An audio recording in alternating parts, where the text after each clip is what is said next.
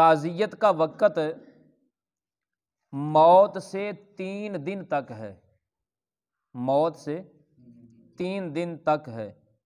اس کے بعد مکروہ ہے تعزیت کرنا کہ غم تازہ ہوگا گھر والوں کا، مگر اس کے لیے جائز ہے جو وہاں موجود نہ ہو یا جس کو فوت ہونے والے کے متعلق پتہ نہ چلا ہو، فوتگی کا پتہ نہ چلا ہو، وہ 3 دن کے بعد بھی تعزیت کر سکتا ہے، اس کے لیے حرج نہیں ہے۔ دفن سے پیشتر بھی تعزیت جائز ہے، یعنی دفن سے پہلے بھی تعزیت جائز ہے،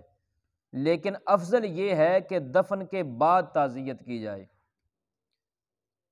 یہ اس وقت ہے کہ اولیاء میت جزا و فضا نہ کرتے ہوں، ورنہ ان کی تسلی کے لیے دفن سے پہلے بھی تعزیت کرنا جائز ہے۔ اگر گھر والے جزا و فضا نہ کرتے ہوں، واہ ویلا نہ کرتے ہوں، تو دفن سے پہلے بھی ان کے ساتھ تعزیت کی جا سکتی ہے، لیکن جزا و فضا کرتے ہوں تو پھر دفن کے بعد ان کے ساتھ تعزیت کی جائے۔ مستحب یہ ہے کہ میت کے تمام اقارب کو تعزیت کریں، یعنی تمام اقربا کو،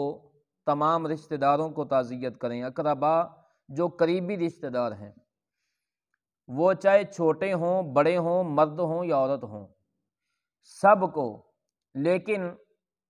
عورت کو اس کے محارم ہی تعزیت کر سکتے ہیں، غیر محرم عورت سے تعزیت نہیں کر سکتا۔ تعزیت میں یہ کہے اللہ تعالیٰ میت کی مغفرت فرمائے اور اس کو اپنی رحمت میں ڈھانکے اور تم کو صبر عطا فرمائے اور تم کو کہ اپنی برکت والی روزی عطا فرمائے اور اس مصیبت پر ثواب عطا فرمائے۔ رسول اللہ صلی اللہ علیہ وآلہ وسلم نے ان لفظوں سے تعزیت فرمائی، للہ ما اخذ وعطا وکل شیء عندہ بأجل مسمی، فرمایا خدا ہی کا ہے جو اس نے لے لیا اور دیا، اور اس کے نزدیک ہر چیز ایک میعاد تک مقرر ہے۔ مصیبت پر صبر کرے تو اسے 2 ثواب ملیں گے، جو مصیبت پر صبر کرتا ہے اسے ڈبل ثواب ملے گا، 2 ثواب ملیں گے، ایک صبر کرنے کا اور ایک مصیبت کا۔